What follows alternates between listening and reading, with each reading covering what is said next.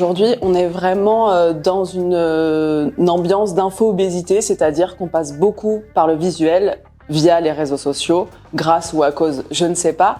En tout cas, c'est vrai que notre attention est très visuelle aujourd'hui. Dans le métro, avec les affiches, la télé, les réseaux sociaux, vous l'apprenez pas. C'est vrai que le podcast, quand il est arrivé en 2014 aux États-Unis et plutôt en France en 2015-2016, il a réussi à se faire sa place tout doucement parce qu'il a proposé autre chose qu'une attention sur les réseaux sociaux ou sur un écran. L'écoute aujourd'hui, elle est de plus en plus mise en valeur parce qu'elle propose un autre canal de communication, un autre canal d'apprentissage et de divertissement. Et depuis 2019, on voit une croissance du format podcast, puisque c'est de l'audio. Il y avait déjà beaucoup ça avec la radio. Il y avait ça aussi avec les replays. Moi, je parle aujourd'hui du podcast natif, donc tout ce qui n'est pas replay. Et le podcast est arrivé à se faire sa place, puisque aujourd'hui, 79% des Français considèrent l'objet podcast comme un objet du quotidien. Donc c'est vraiment rentré dans les habitudes des Français et Françaises.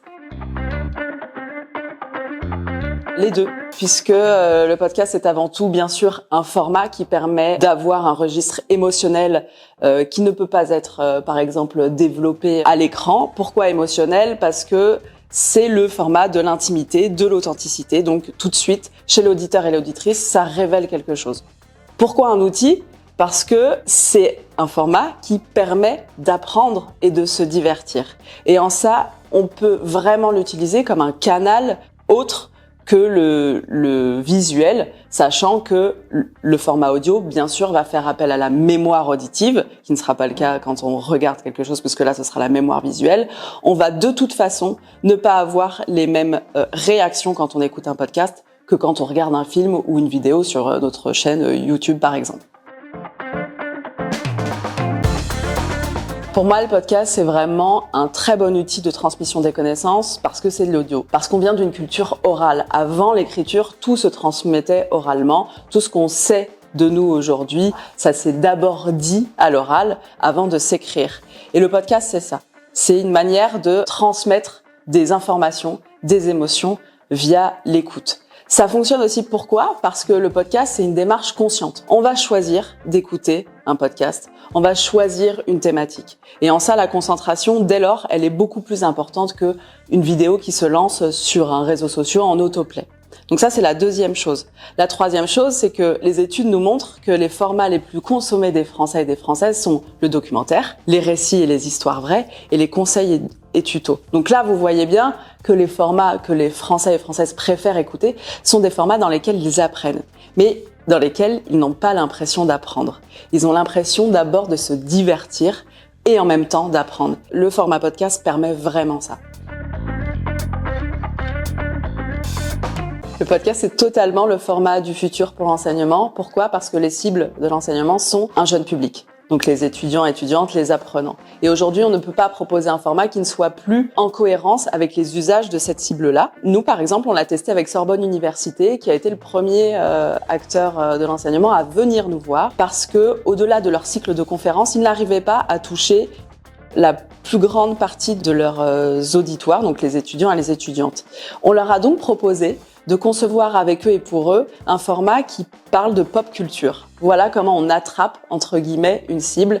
C'est quand on lui parle de quelque chose qui les intéresse. Il faut un prétexte. Donc on parle de cinéma, de blockbuster. Et à travers ce sujet-là, on raconte pourquoi, scientifiquement, les passages du film sont vrais ou ne sont pas vrais. Donc on va parler à des historiens, des historiennes, des anthropologues, vraiment tout le panel que Sorbonne Université peut nous mettre à disposition pour débunker un peu certaines vérités. Et là, je parle de l'enseignement supérieur, mais il faut parler plus globalement de l'apprentissage, et ça commence dès le plus jeune âge, donc dès la maternelle ou même avant. Quand on lit une histoire à un enfant, l'enfant écoute avec beaucoup d'attention. Le format audio va apporter en plus un décor.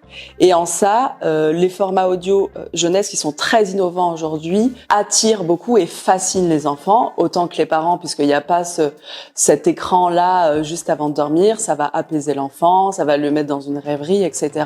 L'enseignement a vraiment tout intérêt à profiter de ce canal d'attention qui est vraiment un format idéal pour les enfants, pour l'intégrer dans un outil d'apprentissage, dans un outil de formation pour les enfants.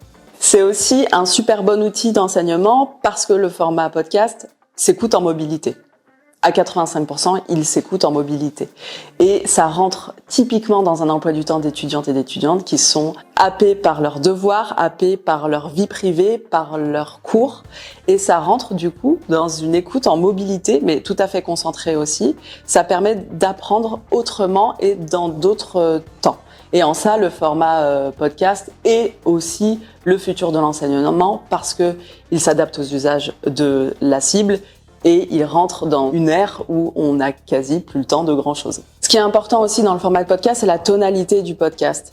On va parler à la personne qui nous écoute autrement que quand on va lui en parler en cours, que quand on va lui parler dans un magasin, etc. C'est la tonalité, ce qu'on appelle de l'intime. C'est l'authenticité. Et c'est pour ça que l'auditeur et l'auditrice va rester avec nous. Parce qu'elle n'a pas l'impression d'apprendre quand on lui parle dans un langage qui est son langage quotidien.